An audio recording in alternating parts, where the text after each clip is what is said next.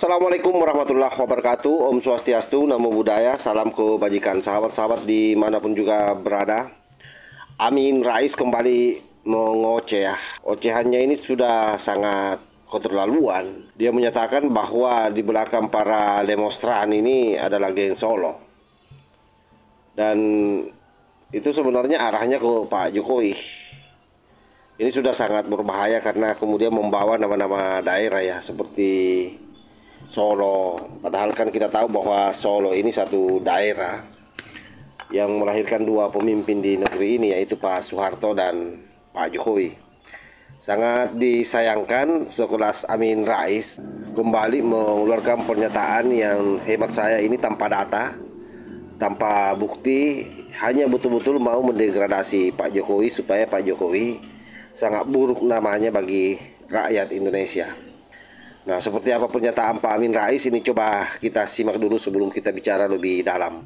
Siapa penggerak dan pendana demonstrasi di berbagai kota besar di Indonesia itu? Jawabannya yang paling masuk akal adalah geng Solo pimpinan Jokowi. Coba bayangkan. Jadi langsung tidak menapis bahasanya. Jadi langsung mengarahkan ke Pak Jokowi. Pimpinannya geng Solo itu Pak Jokowi katanya. Itulah yang mendanai. Jadi ada dua masalah di pernyataan Amin Rais ini. Pertama, tuduhannya yang begitu sangat barbar, tanpa data, tanpa bukti. Yang kedua, menyebut nama daerah. Ini kan bisa menimbulkan isu sara. Dan ini membahayakan untuk jangka panjang bagi Indonesia. Karena ke depan orang akan berpikir kedaerahan. Dan ini akan membuat Indonesia ini terpecah belah. Jadi Pak Prabowo sebenarnya tidak usah capek-capek. Kalau mau melihat provokatornya ya salah satunya ini Songkuni Amin Rais. Untuk apa mencari orang yang tidak jelas? Ini jelas-jelas ini salah satunya. Jadi sebaiknya kalau saya polisi mau manggil Amin Rais ini, panggil Amin Rais, mintai keterangannya, mana buktinya bahwa Pak Jokowi yang menggerakkan ini demo. Karena kedengaran di dalam teriakan-teriakan massa juga itu ada yang ingin memaksulkan Gibran. Masa orang tua mau memaksulkan anaknya? Kan tidak masuk akal. Nah, ini coba kita lanjut lagi ocehannya Songkuni. Atau Jokowi Jokowi masih serba berkecukupan untuk mendanai demonstrasi besar-besaran dan untuk membiayai ribuan penyusup yang ini lebih berbahaya lagi nih. Jadi Jokowi katanya masih punya cukup dana untuk mendanai pendemo dan memasukkan penyusup.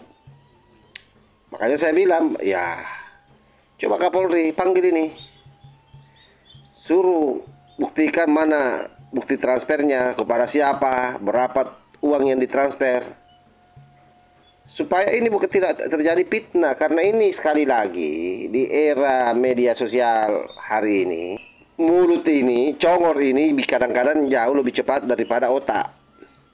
Seperti yang terjadi pada Amin Rais ini. Tidak ada bukti, tidak ada data sama sekali. Hanya berdasarkan halusinasi.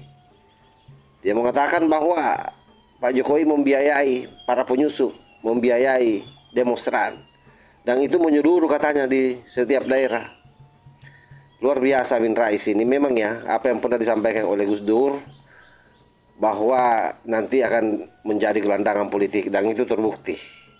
Terbuat dari partai yang dia buat sendiri, lalu pada akhirnya membuat partai kecil, dan sampai hari ini partainya tidak bisa berdaya. Karena tidak ada yang pilih. Kenapa? Karena kedoknya sudah ketahuan. Hatinya terlalu busuk ini orang. Ini kita lanjut.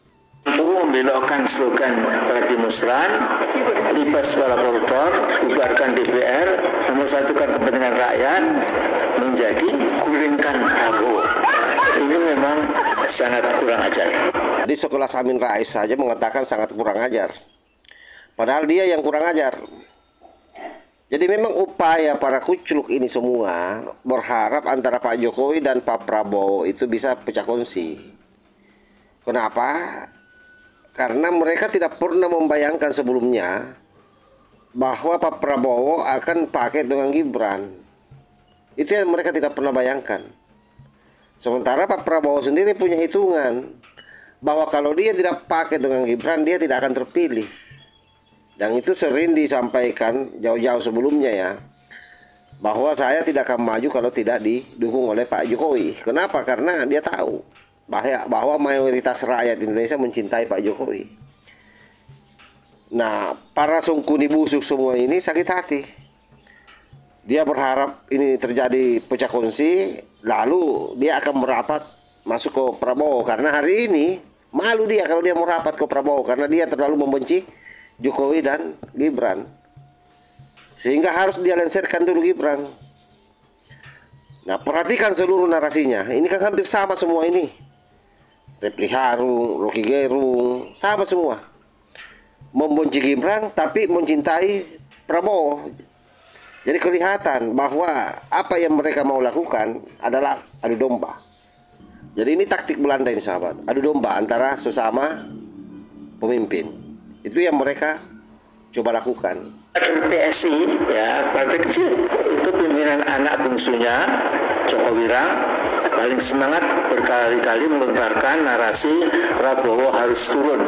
Demikian juga yang digaungkan oleh Laskar Cinta Jokowi. Laskar Cinta Jokowi ini tidak jelas siapa saja anggotanya, tetapi paling tidak menambah sedikit banyak kekuatan politik yang punya tujuan menggulingkan Pak Prabowo di tengah jalan. Jadi memang sangat kasihan ya. Jadi berupaya mendongkel Pak Jokowi, berupaya mendongkel Gibran Rakabuming Raka, dan mengangkat terus Pak Prabowo. Jadi seolah-olah bahwa Pak Jokowi dengan Gibran itu mau menjatuhkan Prabowo. Kan gampang saja sebenarnya kalau Pak Jokowi tidak menginginkan Prabowo jadi presiden. Dia tidak dukung kan pada saat Pilpres yang lalu. Atau setidaknya dia tidak menginginkan anaknya untuk dipasangkan dengan Pak Prabowo. Kalau Jokowi tidak menginginkan Prabowo jadi presiden. Tapi dasar memang otaknya mereka semua ini sangat licik dan berupaya bagaimana menyusupkan orang-orangnya masuk lewat pintu Prabowo sebenarnya. Itu yang mereka harapkan ini semua.